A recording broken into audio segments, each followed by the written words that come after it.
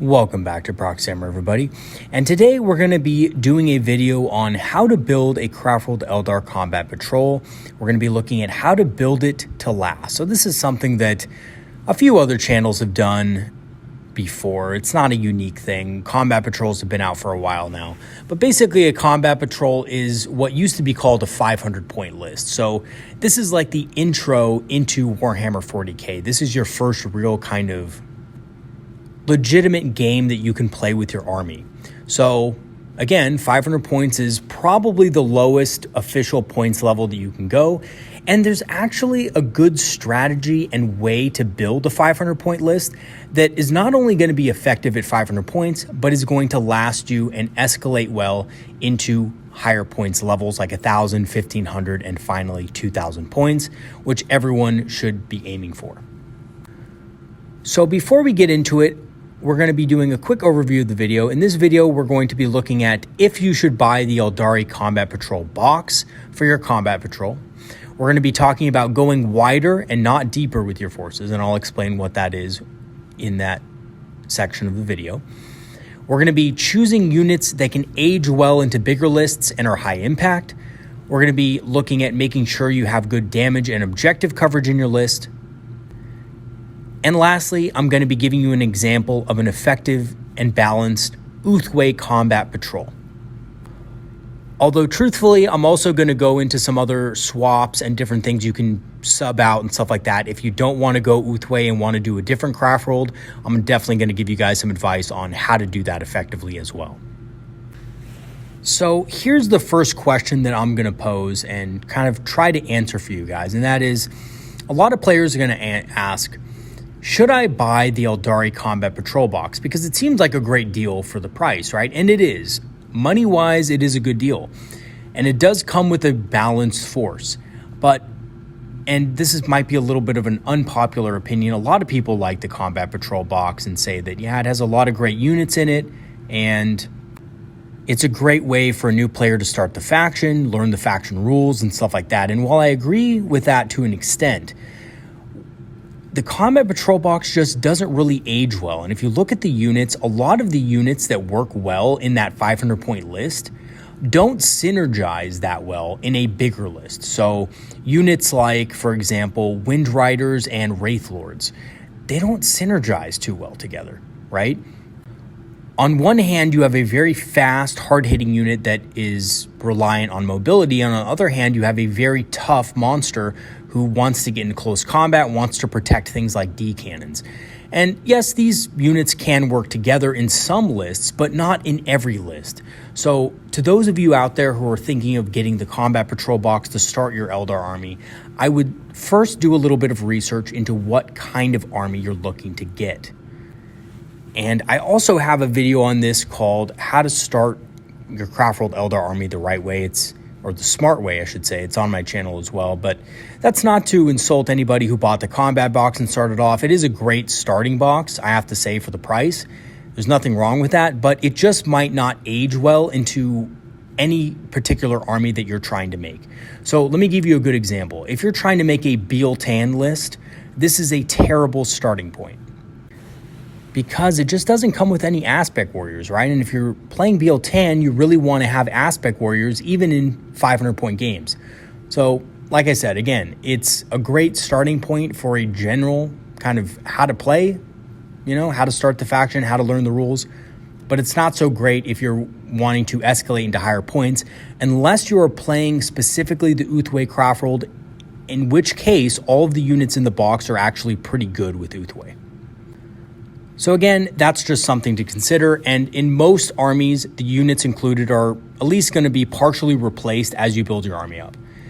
And again, unless you plan on running Uthway, in which case I do have an Uthway list that includes Guardians, Wraith Lords, Wind Riders, and of course a Farseer. So there are lists like that, but they're few and far between, especially when you increase your points to 1,000, to 1,500, and of course 2,000 points.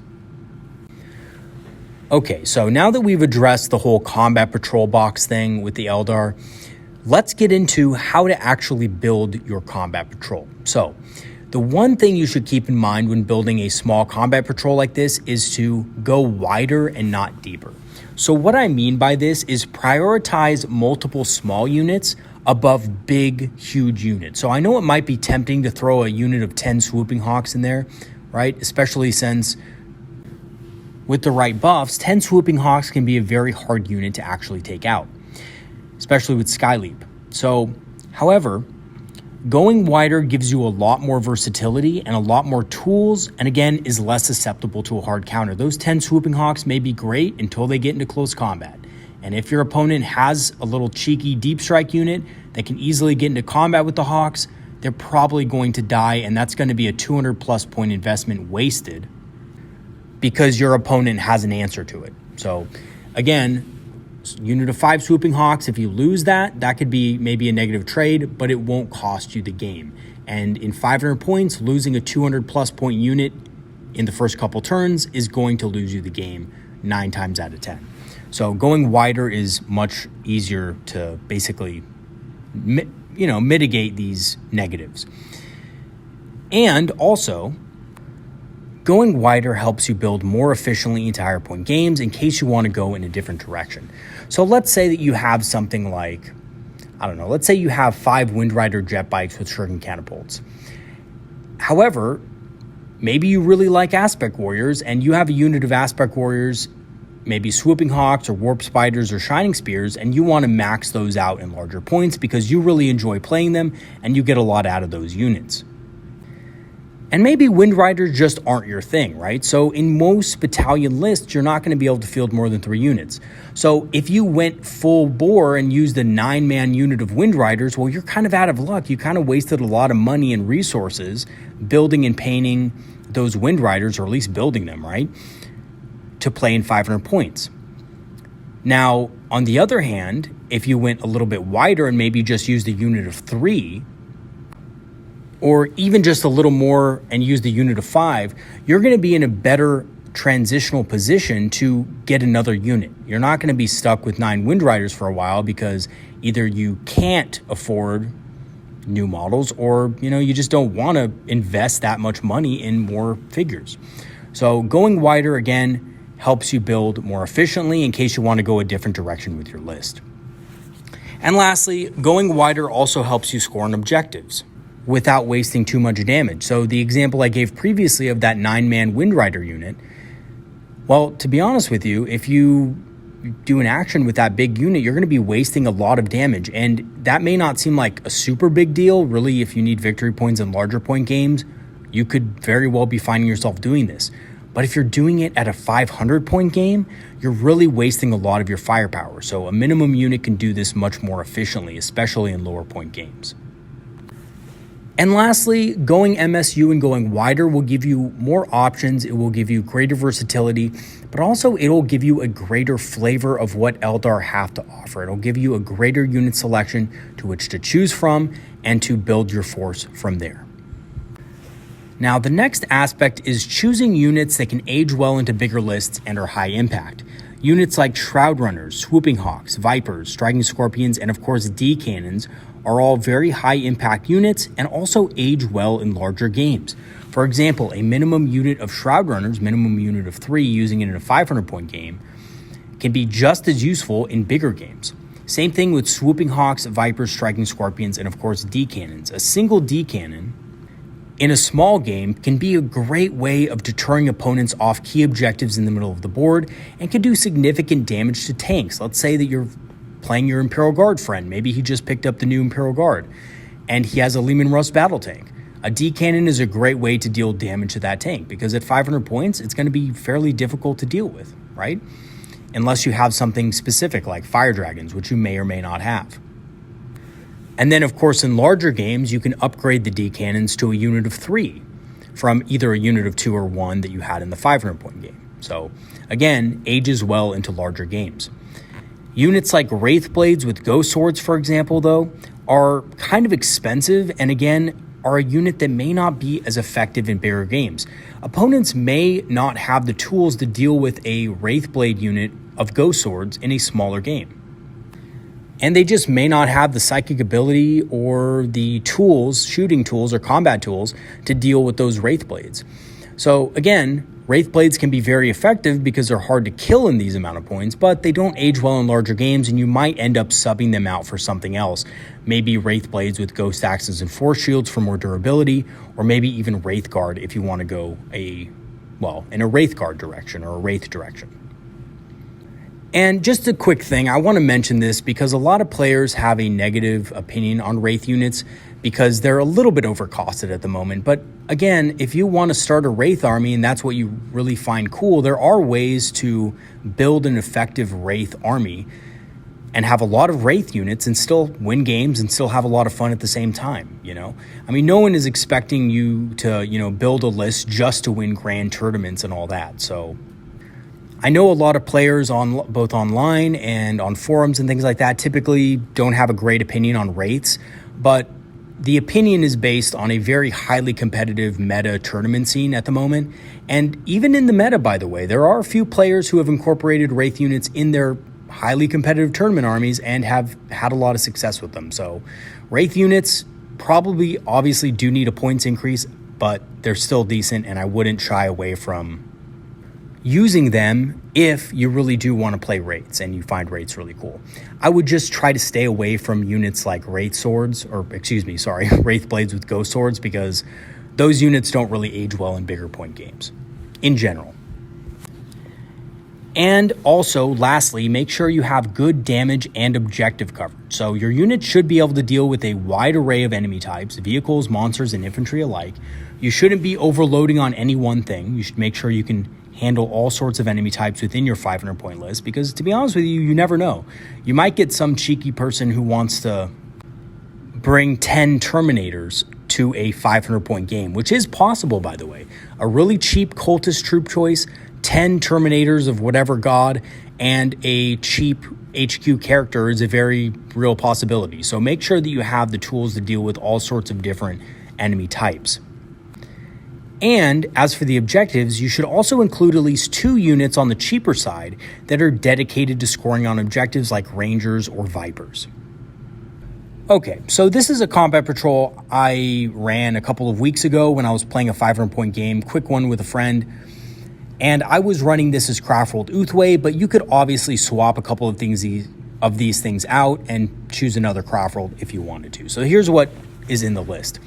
It has a Farseer Skyrunner with a Singing Spear, Guide and Doom, so basic psychic powers. You could switch these out if you wanted to go more Wraith heavy for Fortune, maybe, if you wanted to. We have 5 Rangers for our troop choice.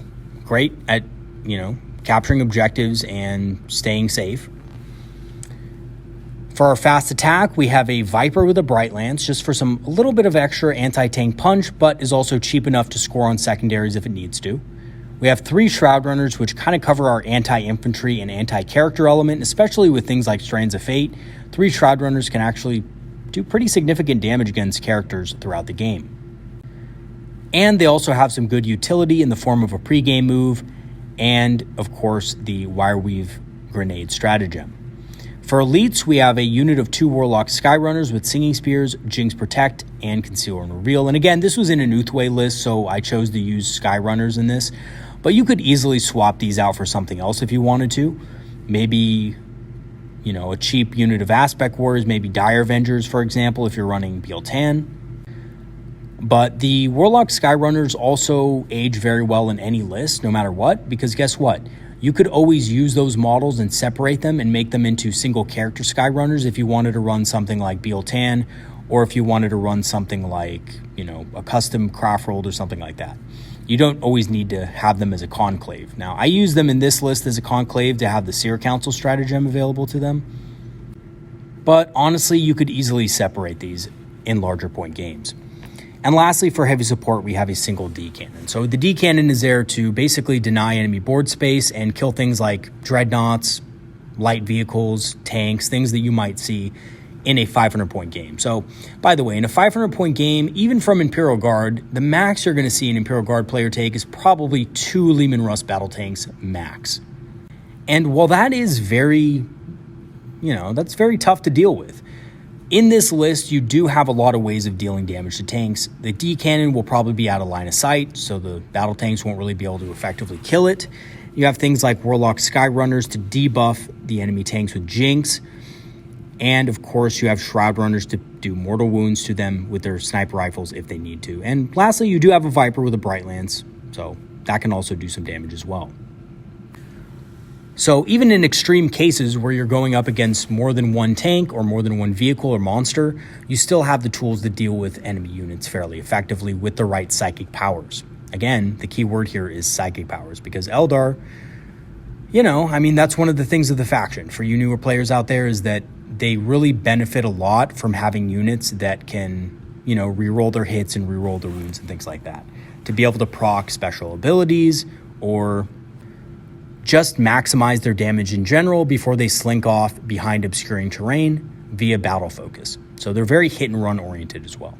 So what does this list do well? Well, it has a diverse unit roster that ages well into bigger lists. It has ways to deal with multiple enemy types. It has a lot of ways to score on secondary objectives through the Viper, Rangers, Shroud Runners, Warlock Skyrunners could even perform psychic secondary actions if they need to. It has good psychic support, and the powers can be switched around as needed depending on your army. And the great thing about something like this is the units are really interchangeable depending on your chosen Craftworld. So let's say that you want to go the Bealtan route. Well, instead of Shroud Runners, you can easily replace the Shroud Runners with Swooping Hawks or Striking Scorpions, depending on what you wanted to do with it. So there are a lot of different ways you can go with this. And even if you wanted to go more Wraith-centric, maybe you could do something like 5 Wraith Guard instead of the D Cannon and the Shroud Runners. I don't know, just an idea, but something you could do and something you can consider if you choose to go a different direction than Uthway. So in conclusion, building a combat patrol can be pretty tough as you're limited in points and in CP and stuff like that. But luckily, the Craftworld Eldar Codex has enough unit diversity to be able to build a well-rounded force that can easily transition well into higher point games. And that's really the key. You don't really want to use Death Stars and things like that, because Death Stars may or may not transition well into bigger points. You may decide, I really don't want to use this unit of 9 Wind Riders in bigger point games. I was just using it in this small point game because I wanted to maximize my damage with Guide or Fortune or something like that, right? Or Doom, for example. So, in general, yes, of course, Guide dumps are very powerful, especially in smaller point games, but you want to also choose something that ages well and can't be countered easily. So that's my advice for building a combat patrol. This is something that has worked for me for a long time. And I hope it can help you too if you are looking to build a combat patrol. Maybe you're an experienced player, or maybe you're a newer player looking for the best way to start out in the game. These would be my tips for sure. All right, everybody, that's going to be it for today. This was kind of a short video for today, but I hope you enjoyed it. Later this week, we're going to be going into some future videos on how to deal with Thousand Suns. We're going to be looking at a video on that. We're also going to be doing a video on a bit of a trick that a subscriber brought to my attention that I really didn't think about too much before, but actually made a lot of sense and is a very good tactic. And I have used it in a couple games, and it in fact does work against assault-oriented armies. So I'm really excited to share that with you guys as well. All right, everybody, peace out. See you guys next time. Have a good one. And as always, leave a comment in the comment section if you have anything to say. See you later, everybody.